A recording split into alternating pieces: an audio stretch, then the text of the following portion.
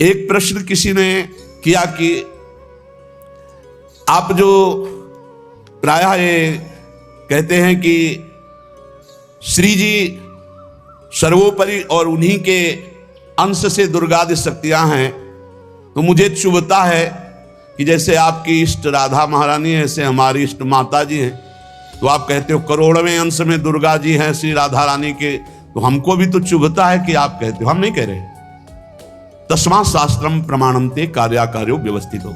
पहली बात तो हमारी श्री जी क्या है, जब हम श्री जी से चित्त जोड़ेंगे तब पता चलेगा। और दूसरी बात है कि जो शास्त्रों में लिखा है उसे, पद्म पुराण पातालखंड अध्याय 81, नारद जी शनकादि बड़े बड़े महापुरुषों की सभा लगी हुई, उस सभा में कह रहे हैं, नारद जी को संबोधन करके भगवान शिव कह रहे हैं, नारद जी ये जो श्री कृष्ण प्रिया राधा है,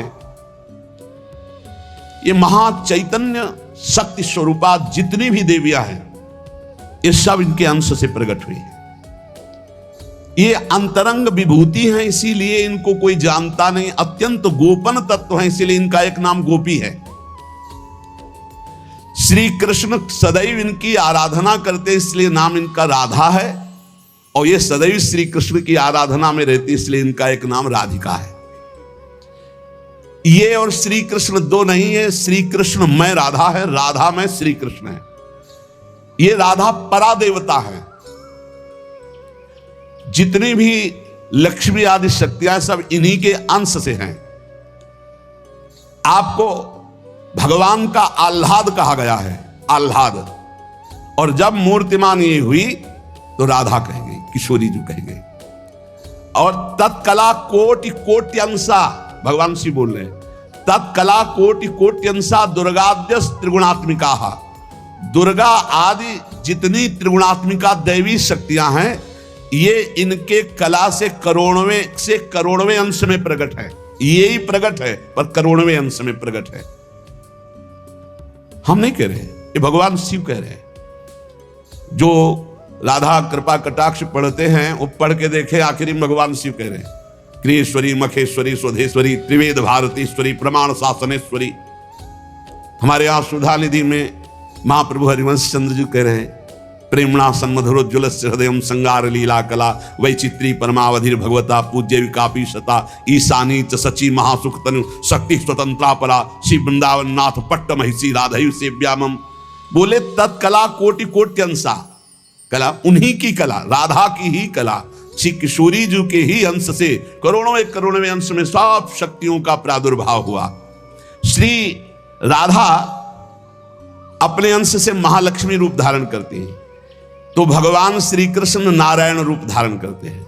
मुनिश्रेष्ठ थोड़ा भी भेद नहीं है। ये श्री राधा दुर्गा रूप धारण करती है, तो श्री कृष्ण शिव रूप धारण करते हैं, रुद्र। जब श्री कृष्ण के अंश से इंद्र, तो श्री राधा किशोरी के अंश से सची इंद्राणी। जब श्री कृष्ण के अंश से ब्रह्मा, तो राधा किशोरी के अंश से सावित्री देवी। जब श्री कृष्ण के अंश से यमराज, तो उनकी पत्नी धूमोरणा के रूप में श्री राधा किशोरी। अधिक क्या कहूं, इन दोनों के सिवा किसी की सत्ता ही नहीं। यही सब चिद चिद लक्षणम सर्वम राधा कृष्णमयम जगत, चेतन अचेतन सारा संसार श्री राधा कृष्ण का स्वरूप है। नारद जी, मैं इन विभूतियों का क्या वर्णन करूं? अगर 100 करोड़ वर्ष तक राधा की महिमा वर्णन करूं तो भी नहीं कर सकता। भगवान शिव कुछ ऐसे भावुक जन है कि वो कहते हैं कि आप भगवान शंकर को श्री कृष्ण से छोटा कहते हैं, वो हमारे आराध्य देव, हमको चुभता है। देखो, जब तत्व की चर्चा होगी तो एक है, और जब लीला की चर्चा होगी तो वही एक विविध लीलाएं करता है, वही एक विविध लीलाएं करता है। रास में भगवान शंकर आए, अगर थोड़ा भी शास्त्र को पढ़े हो तो पढ़ के देख लेना। गोपी रूप धारण किया, रास में प्रवेश पाया, श्री कृष्ण चरण वंदना, किशोरी जी की चरण वंदना, और फिर गोपी रूप धारण करके रास में प्रवेश। अच्छा, कोई भी ये कैसे नकार सकता है कि भगवान शंकर की जटाओं में गंगा जी हैं, और वो गंगा जी क्या है, क्या आप नहीं जानते हो? गंगा तरंग रमणीय जो जटा कलापम गौरी विभूषित वाम भागम, भगवान शिव के लिए आता है। तो जो जटा कटा संभ्रमम भ्रमण नीलम पर निर्झरी जो विराजमान है गंगा जी, वो कौन है? गांगम वारि मनोहारी मुरारी चरण अच्युतम त्रिपुरारी शिरस्चारी पापापहारी पुनात्मा। देखो भाई, तत्व एक है, पर लीला में जब प्रारंभ होगा तो लीला में छुटाई बड़ाई हंसी मजाक वो उनकी आराधना, उनकी आराधना। तत्व एक है। अभी आप यहां सुन रहे हो कि जब श्री कृष्ण शिव रूप धारण करते हैं तो राधा किशोरी दुर्गा रूप धारण करती, यही है, कोई और थोड़ी है। पर जब लीला की बात आती तो वही भगवान शंकर गोपी रूप, आज भी भगवान गोपेश्वर का श्रृंगार होता है गोपी रूप में। शाम टाइम जल नहीं चढ़ता, नथुनी बाला और सब चुनरी धारण करके भगवान शिव गोपीश्वर के रूप में विराजते हैं। भगवान शंकर गंगा जी को नेत्रों से भी रोक सकते थे, लेकिन जटाओं में धारण किया कि श्री कृष्ण का चरणामृत है, वामन भगवान का चरणामृत है, वामन के रूप में श्री कृष्ण ही है। प्राणाधिक प्रियतमा सर्वाभ्याः सुंदरी परा सर्वयुक्ता च सौभाग्य भागनी गौरवान्विता। हमारी जो श्री किशोरी जो हैं, एक यहां बात ध्यान रखनी है कि एक प्रश्न और आता है सभा में, जब चर्चा होती है तो उसको सुनकर के लोगों के अंदर प्रश्न आता है कि शिव पुराण में लिखा है कि भगवान शंकर सर्वश्रेष्ठ है, देवी पुराण में लिखा है कि इन्हीं से सबकी उत्पत्ति है, आप गणेश महिमा को देखो तो यम ब्रह्म स्वम ब्रह्म, सब कुछ जिस पुराण को देखो उसी से सृष्टि हुई है। इसका मतलब क्या है? गलत है क्या? जब तुम शिव पुराण पढ़ोगे तो शिव तत्व से ही सबकी उत्पत्ति है, सब कुछ शिव तत्व है। पढ़े हैं, जैसे आप कहा भगवान शंकर ने चिद चिद लक्षणम सर्वम राधा कृष्णमयम जगत, ऐसे कहा गया है हे भगवती हे भगवान, आपसे ही सृष्टि प्रकट है शिव पुराण में, क्योंकि जितनी माताएं वो सब भगवती हैं और जितने पुरुष हैं वो सब हे भगवान शिव आपका ही स्वरूप है। चराचर जगत शिव और पार्वती में है। भगवान का ऐसा लिंग प्रकट हुआ शिव जी का कि 100 कल्प तक ब्रह्मा जी उतरते चढ़ते रहे, पार न पाया। फिर भगवान विष्णु उसमें पढ़ना शिव पुराण में, तो पढ़ करके बात कर रहे, आर पार नहीं पाया। भगवान शिव से ही नारायण का प्रादुर्भाव होता है, भगवान का प्रादुर्भाव होता है, भगवान शिव से ही ब्रह्मा का प्रादुर्भाव होता है। जब देवी भागवत पढ़ो तो सब कुछ देवी जी से प्रकट हुआ। तो क्या झूठा है क्या? पुराण कोई झूठे हैं क्या? तो अगर उनसे प्रकट हुआ तो इनसे कैसे? भागवत पढ़ करके देखो तो श्री हरि से नाभि कमल से ब्रह्मा, ब्रह्मा की भ्रकुट से शंकर, रुद्र का अवतार। उधर पढ़ करके देखो तो उन भगवान शिव से ब्रह्मा और श्री हरि प्रकट होते हैं। देवी भागवत पढ़ करके देखो तो देवी शक्ति। ये है क्या? तत्व। तत्व एक है, वही परमात्मा है। वही जब शिव पुराण पढ़ोगे तो सब कुछ शिव की, जब भागवत पुराण पढ़ोगे तो सब कुछ श्री हरि का, और जब देवी भागवत पढ़ोगे तो सब कुछ वही। देवी प्रपन्नार्थ हरे प्रसीद प्रसीद मातर जगतो खिलस्य प्रसीद विश्वेश्वरी पाहे विश्वम त्वमीश्वरी देवी चराचरस्य। हे देवी, तुम ही चराचर में व्याप्त हो, तुम ईश्वरी हो, तुम सर्वशक्तिमान हो, तुमसे बढ़कर कोई नहीं। क्या समझते हो? जो जहां है वही परम तत्व है और वो वही सब कुछ है। इधर से हम देखेंगे तो कृष्णाकार, उधर से देखोगे तो शिवाकार, उधर से देखोगे तो दुर्गा में, उधर से देखोगे काली में। जो बोलो वही परम तत्व है। पर जब हम लीला का गायन करते हैं तो लीला में विभाग हो जाता है।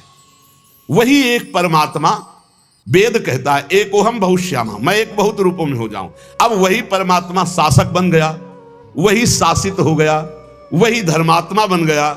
उसी के छाती से धर्म प्रकट हुआ, उसी के पीठ से अधर्म प्रकट हुआ। अधर्म करने वाला दंडनीय हो गया, धर्म करने वाला बंदनीय हो गया। लेकिन दंडनीय और बंदनीय में दोनों में एक तत्व विराजमान, तत्व में अंतर नहीं। ये जो समझते नहीं ना, लीला को समझते नहीं है और तत्व को समझते नहीं, तो ये झगड़ा करने लगते हैं कि शिव को छोटा कैसे कह दिया। पूछो शिव जी से जाके, अरे उनको देखो तो रात दिन भगवत श्री हरि चर्चा करते रहते हैं, और हरि को देखो, उनसे पूछो जाके कि तुम्हारे आराध्य देव कौन है, बोले शंकर। हरि से पूछो कि तुम्हारा गुरु कौन, बोले शंकर। और शंकर जी से पूछो तुम्हारा आराध्य देव को, बोले हरि। और हम आपस में लाठी चलाएं। अरे वो एक है, वो एक है, वो अनेक है। अनेक होते हुए भी एक है, एक होते हुए भी अनेक है। इस बात को समझो। जब देवी भागवत, तो देवी ही सब कुछ है, देवी के ही अंश से राधा है। समझिए आप, जब हम वृंदावन से बोलेंगे तो राधा के अंश से देवी है। जब आप शिव पुराण से बोलेंगे तो शिव के अंश से हरि है, और जब भागवत पुराण से बोलेंगे तो हरि के अंश से शिव है। आप इस बात को समझिए, जब लीला का बात, लीला प्रसंग आएगी तो उसमें भेद हो जाते हैं। जैसे ब्रह्म ऋषियों ने विचार किया कि इन तीन महान भगवत स्वरूपों में कौन सबसे बड़ा है। क्या उन ब्रह्म ऋषियों को पता नहीं कि हरि ही ब्रह्मा है, ब्रह्मा हरि ही शिव है, शिव ब्रह्मा और हरि में किंचित मात्र भेद नहीं। स्वयं भगवान बोले मैं ही हर हूं, मैं ही विधि हूं, मैं ही हरि रूप हूं। जगह जगह वर्णन है। लेकिन जब भृगु जी परीक्षा के लिए गए तो ब्रह्मा जी के सामने जाके ऐसे खड़े हो गए।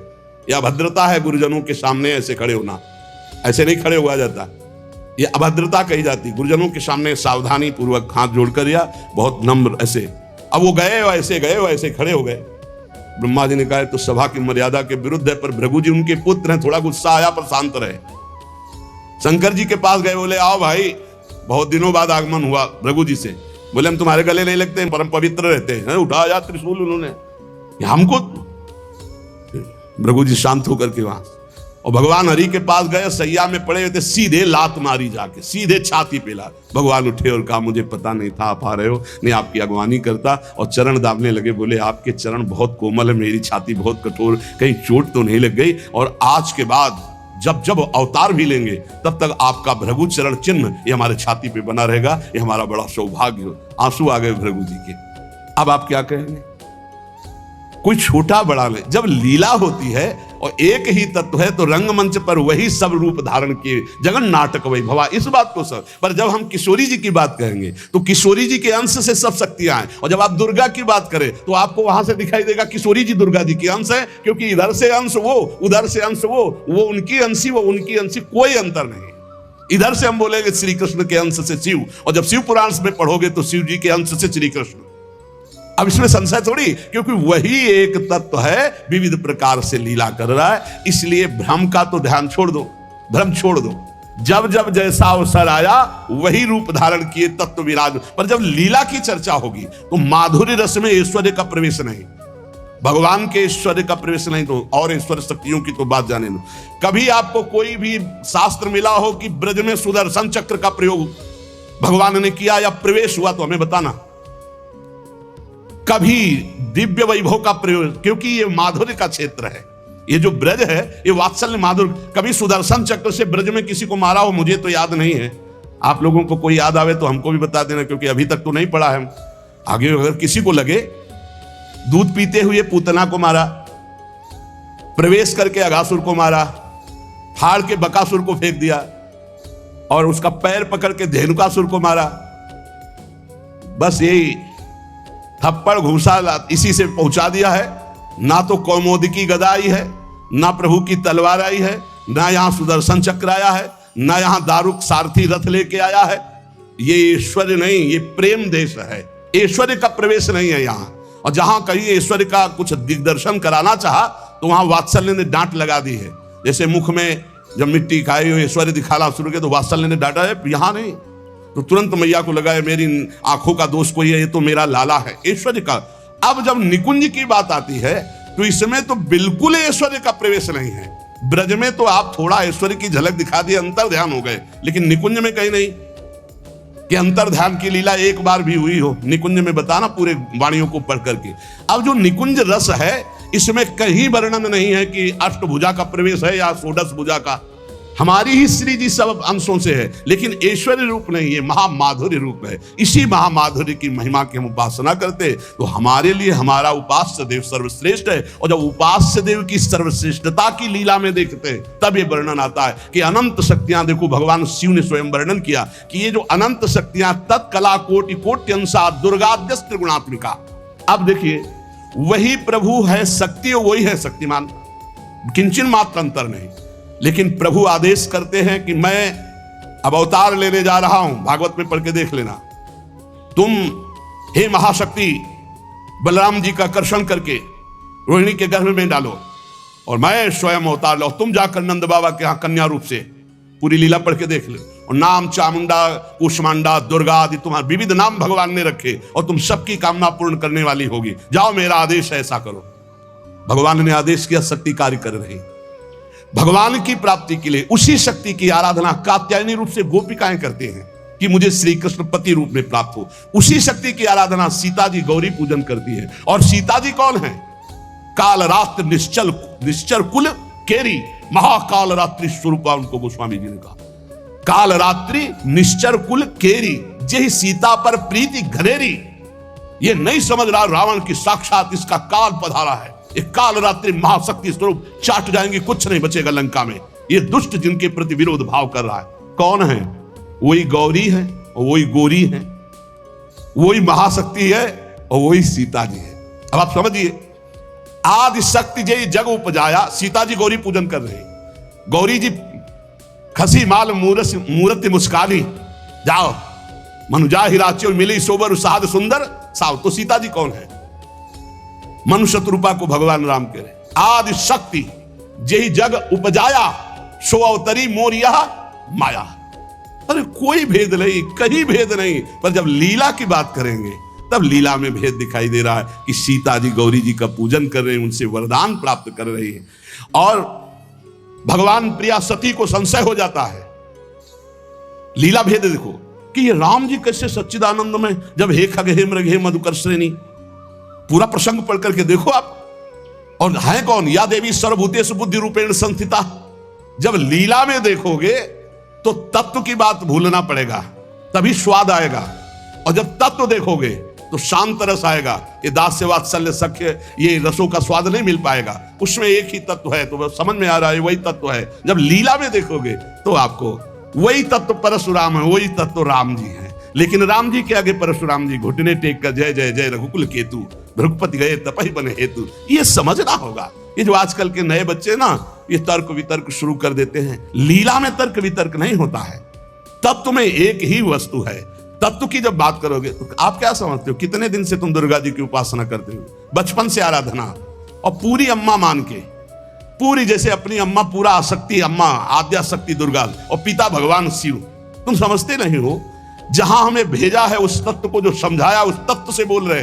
तुम उसको दो पक्ष में ले रहे हो। तुम्हारे को क्या पता कि महादेव जी मुझे कितना प्यार करते हैं, भगवती कितना प्यार करती है, हम भगवती अम्बा और महादेव जी से कितना प्यार करते हैं। तत्व को समझिए। राधा तत्व सर्वत्र व्याप्त तत्व है। चिद चिद लक्षणम सर्वम राधा कृष्णमयम जगत। पर जब लीला में स्वरूप राधा जी का जो है वो कहीं त्रिभुवन में कहीं नहीं है, क्योंकि महामाधुर्य रस प्रेम स्वरूपा है, जिनकी आराधना स्वयं श्री कृष्ण करते, और जिन श्री कृष्ण की आराधना भगवान शंकर शनकादि ब्रह्मादि सब करते। ये हमारे उपास्य देव है। और जब आप अपने उपास्य देव के विषय में जैसे बोले कि श्री कृष्ण जिनके सेवक हैं ऐसे महादेव, कोई परेशानी नहीं। श्री कृष्ण जिनके सेवक हैं ऐसे महादेव, क्योंकि हमें पता है कि तुम जो बोल रहे हो वो सत्य बोल रहे हो, क्योंकि वैसे उस तत्व को देखा जाता है। ये तत्व है ही ऐसा कि हम जिस भावना से जैसे देखें वैसे दिखाई देगा। जब हम गणेश स्तोत्र पढ़ते हैं तो सब कुछ गणेश जी बने हुए हैं।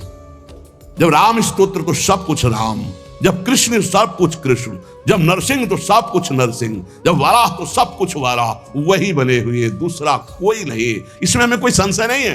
तुम्हें कितना ज्ञान है? उनके पति हैं शिव ज्ञान समुद्र, वो कह रहे हैं। हम तुम्हें पूरा परिचय के साथ बता रहे। पद्म पुराण पाताल खंड अध्याय 81, उसमें कह रहे तत्कला कोटि कोटि अंसा दुर्गाद्यास त्रिगुणात्मिका। कभी रास का स्वाद लिया है? रास का स्वाद लेना है तो ब्रज रस में। इसी यही तो वृंदावन की लीला, मत समझो गुरु को चीला, यहाँ ऋषि मुनि गए हार जपे जा राधे राधे। ऋषि मुनि गए हार जपे जा राधे राधे। प्रियालाल हैं प्रियालाल। अगर हम जो बोलते हैं उसकी बात को समझ लेना। कह दो कहां प्रमाण है, तो हमारी छाती प्रमाण है। खिलवाड़ मत समझना। अगर तुमने राधा किशोरी की अवहेलना करके कहा कि अम्बा, जब जड़ भरत जी के ऊपर गड़ासा चलाने की बात अम्बा के ही सेवकों ने किया तो भद्रकाली सहन नहीं कर पाई और मूर्ति फोड़कर प्रकट हो गई, काट के फेंक दिया अपने ही उपासकों को। होश में रहना, राधा किशोरी है। तत्व से बोलोगे तो मुझे कभी कोई संशय नहीं, सब एक हैं। जब लीला में आओगे तो वही स्वामी बनता है, वही सेवक बनता है। जब लीला में देखोगे तो वही छोटा बनता है, वही बड़ा बनता है। वो विविध रूप धारण करके एक ही तत्व खेल रहा है, इसमें संशय नहीं। पर जब लीला का रसास्वादन करते हैं तब आप उसमें संशय मत करो। वो विविध लीलाएं, वही गोपी बना है, वही श्री जी बना है, वही वृंदावन बना है, और वही प्रीतम बना है और वही खेल रहा है। वही नरक बना है, वही अधर्म बना है, वही दंड विधान बना है, वही रोग बना है, वही विविध प्रकार की यातना बना है। समझो ना, ये जो नर्क भी वही बना, तो जब नर्क नहीं था तब कौन था? श्री कृष्ण। और जब नहीं रहेगा तब कौन है? श्री कृष्ण। तो बीच में जो भास रहा है नर्क वो है कौन? श्री कृष्ण। अब ये जान जाओ तो नर्क नर्क ही नहीं है, परम पद के अधिकारी हो गए। जब यही नहीं जान रहे तो वो दुखप्रद है, अगर जान गए तो वो सुखप्रद है। अगर जानकारी का भी विस्मरण हो गया और सच्चिदानंद में स्थित तो आप ही वो हो, जानत तुम्हें हो जाए। तुम भी वही हो जो शिव, जो कृष्ण। जब तत्व में आओगे तो तुम भी वही हो, कोई किंचन मात्र अंतर नहीं। वही एक परमात्मा तत्व विविध रूप में खेल रहा। चिद चिद लक्षणम सर्वम राधा कृष्णमयम जगत ईशावास्यमिदं सर्वम यत् किंचे जगत्याम जगत। और सच्ची मानो बिना भजन के समझ नहीं सकते रे, हमारी भाषा समझ ले।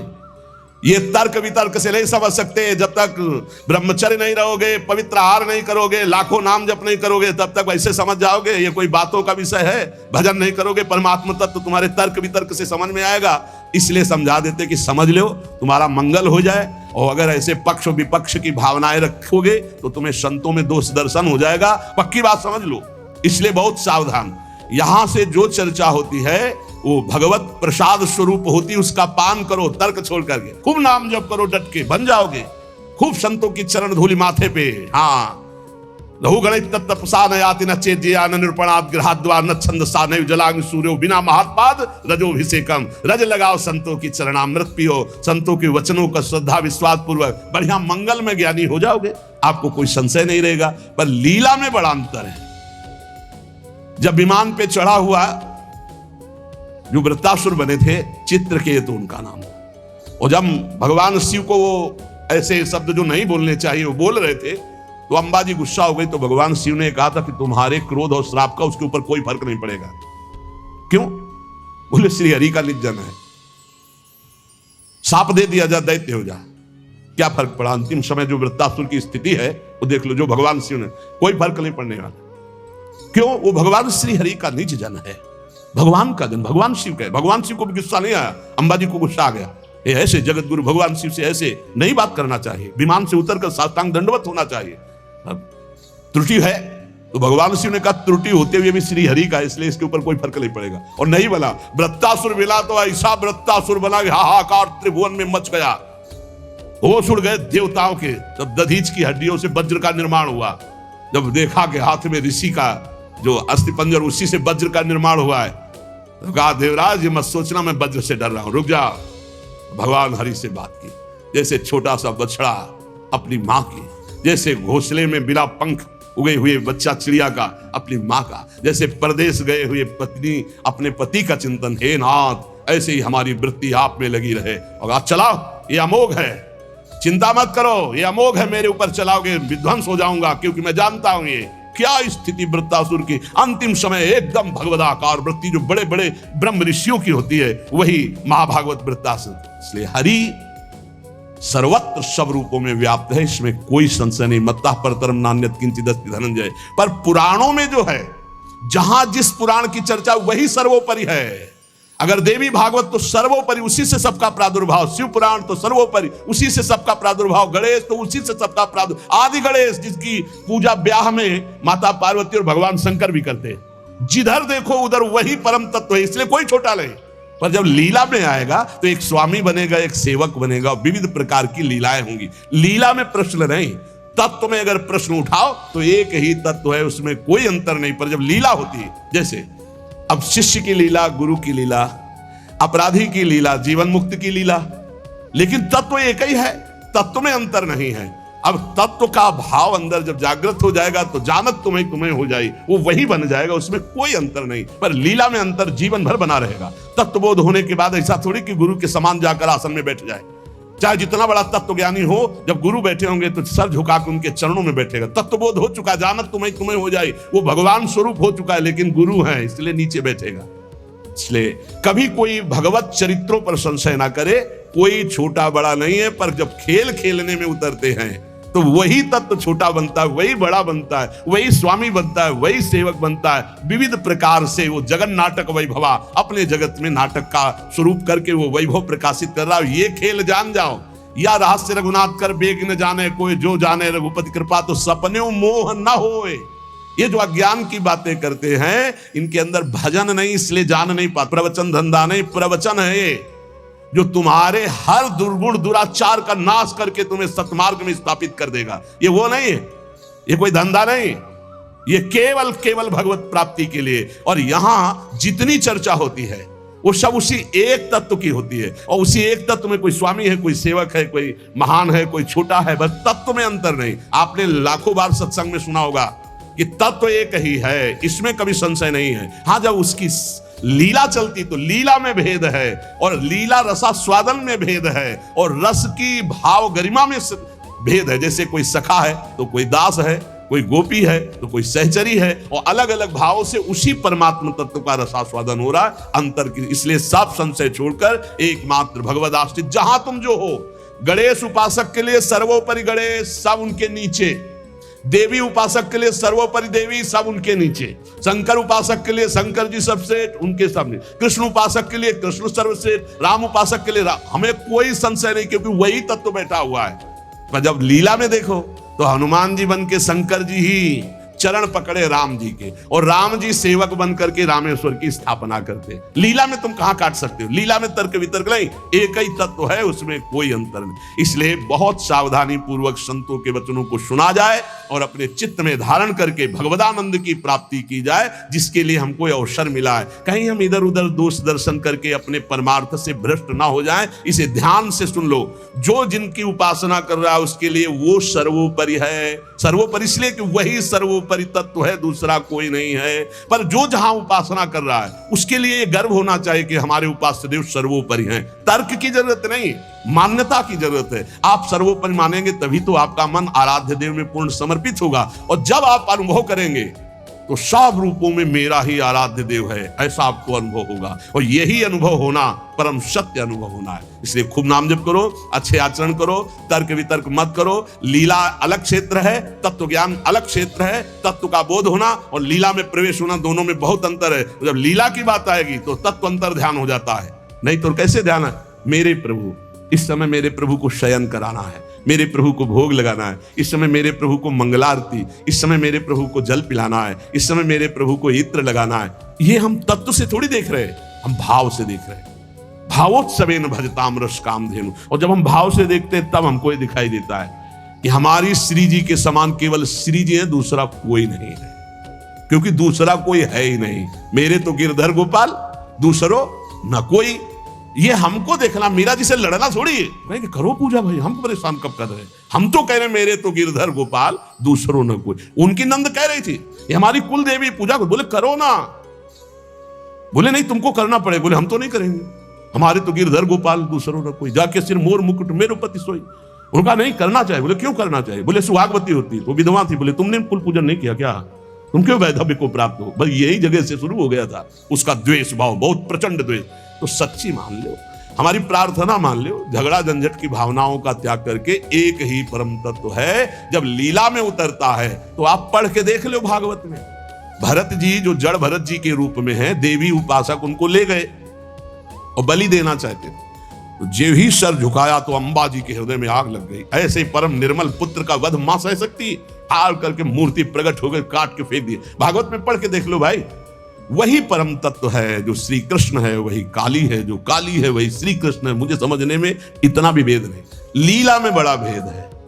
लीला में जब आते हैं तो अलग अलग रसास्वादन हो जाता है। तो लीला रसास्वादन पाने के लिए चरणों में जाकर के अपने अपने गुरुजनों की आराधना करो, खूब नाम जप करो। जब लीला चरित्र का प्रकाश होगा तब आप जान पाओगे। और श्री किशोरी किशोर जी का ये अद्भुत विलास, जो भगवान ब्रह्मा सनकादि शिवादि जिसका जस गाते हैं और याचना करते हैं, जो रज शिव सनकादि की याचत। अब कैसे रसमयी ग्रंथों में प्रवेश नहीं तो बाहरी लोग नहीं समझते, पर हम अपने सत्संगी जनों से कहते हैं अपनी उपासना में अपने आराध्य देव के समान कोई नहीं है।